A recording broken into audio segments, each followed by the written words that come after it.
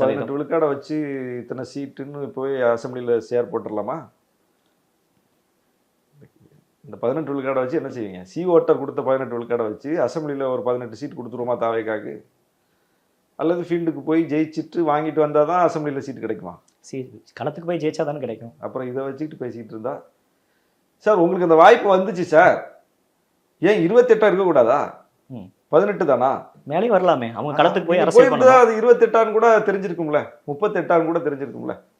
விக்கிரவாண்டிலையோ மாநாடு நடத்தின விக்கிரவாண்டியில தேர்தல் வந்துச்சு இல்ல, பை எலெக்ஷன் வந்துச்சு, சந்திச்சிருக்கலாம்ல. ஈரோட்டில் நடந்துச்சு இல்ல, சந்திச்சிருக்கலாம்ல. எல்லா கட்சியும் பின்வாங்கிட்டாங்கல்ல. தாவேக்கா எல்லா கட்சிக்கும் மாற்று புதுசு நாங்க. அதிமுகலாம் என்ன அதிமுக, நாங்க தான் திமுக எதிரின்னு இப்ப வாய் பேசுது இல்ல. இந்த வாய் வந்து அன்னைக்கு அதிமுக களத்துல நிக்கல, கோட்டை விட்டு இருந்தாங்க. பாஜக களத்துல நிக்கல. திமுக வெர்சஸ் பாஜக கிடையாது, திமுக வெர்சஸ் அதிமுக கிடையாது, திமுக வெர்சஸ் டிவிகேன்னு சொல்லக்கூடிய வாய் அன்னைக்கு களத்துல யாரும் கிடையாது. நீங்க போயிருக்கலாம்ல. சீமான் தானே நின்னாரு ஈரோட்ல. அப்போ களத்தையே சந்திக்காம நீங்க பேசினா எப்படின்னு கேக்குறேன். திமுக வெர்சஸ் அதிமுக தான் இருக்கு களம்.